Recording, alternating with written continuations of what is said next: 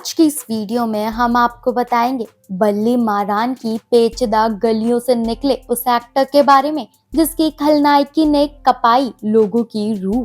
दिलीप कुमार को भी देते थे टक्कर। बॉलीवुड के सबसे बेहतरीन विलन्स की बात की जाएगी तो प्राण का नाम सबसे पहले आएगा। प्राण फिल्मी दुनिया का एक ऐसा सितारा जिसने खलनायकी की ऐसी मिसाल पेश की कि आज भी लोग उन्हें याद करते हैं।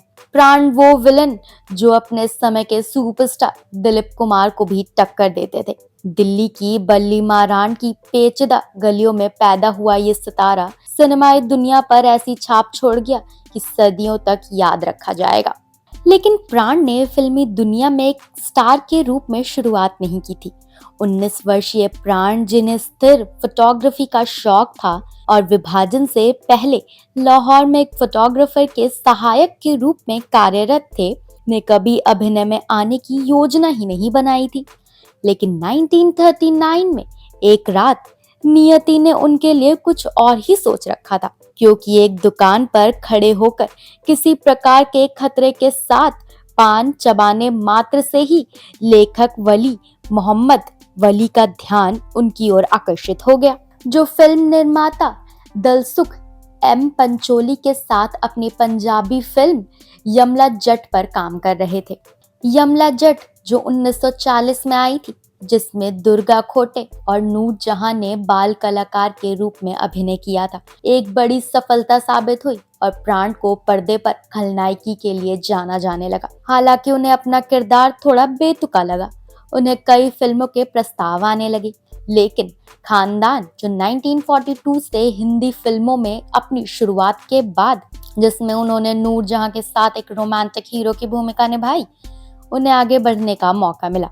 हालांकि यह फिल्म सिल्वर जुबली हिट रही, लेकिन प्राण को पेड़ों के इर्द गिर्द भगाना पसंद नहीं था, जो आमतौर पर एक हीरो की भूमिका में होता था।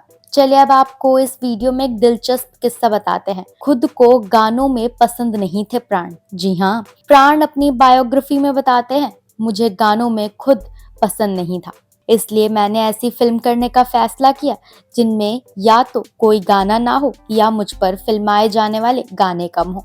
इसके अलावा अपनी नायिका के पीछे पेड़ों के इर्द गिर्द भागना एक ऐसी चीज थी जिसमें मैं कभी सहज नहीं था। यही वजह रही कि उन्होंने अपने करियर में आगे चलकर सकारात्मक किरदारों की बजाय खलनायक की भूमिकाएं चुनी।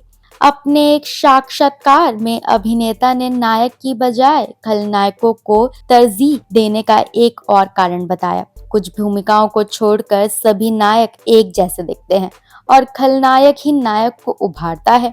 जब तक आप बुराई को नहीं जानते, तब तक अच्छाई को कैसे पहचानेंगे? कंस की वजह से ही हम कृष्ण को जानते हैं, रावण की वजह से ही हम राम को जानते हैं। जी हाँ, उन्हें ऐसा लगता था कि एक विलन की वजह से ही तो हीरो होता है। अगर विलन नहीं होगा तो हीरो को उसकी पहचान कैसे मिलेगी? तो अगर छोटे शब्दों में कहूँ तो उनका नजरिया था विलन्स को लेकर कि अगर विलन्स नहीं होंगे तो हीरो नहीं होंगे, यानी कि हीरो को बड़े मुकाम दिलाने वाले विलन्स ही तो होते हैं। चलिए आगे आपको प्राण से जुड़े कुछ उनकी जिंदगी के किस्से बताते हैं। प्राण का 12 फरवरी 1920 को जन्म हुआ था और 93 साल की सुंदर जिंदगी जी थी। साल 2013 में उनका निधन हो गया, लेकिन अपने करियर के 4 दशक तक प्राण फिल्मी दुनिया पर राज करते रहे। विलन से लेकर साधारण किरदारों में भी जान फूंक देते थे। दिलीप कुमार से लेकर धर्मेंद्र और ज्यादातर सुपरस्टार को कड़ी टक्कर देने वाले प्राण के कई किरदार ऐसे हैं जो आज भी अमर हैं। तो आपको बॉलीवुड के सबसे बड़े विलन प्राण का ये किस्सा कैसा लगा, हमें कमेंट सेक्शन में जरूर बताइएगा। और आपने उनकी कौन कौन सी फिल्में देखी हैं, इस पर भी अपने विचार जरूर शेयर कीजिएगा। वीडियो पसंद आया हो तो वीडियो को लाइक करें और शेयर करें। ऐसी ही और इंटरेस्टिंग न्यूज, स्टोरीज और अपडेट्स के लिए जुड़े रहिए मायापुरी कट के साथ। And don't forget to press the bell icon.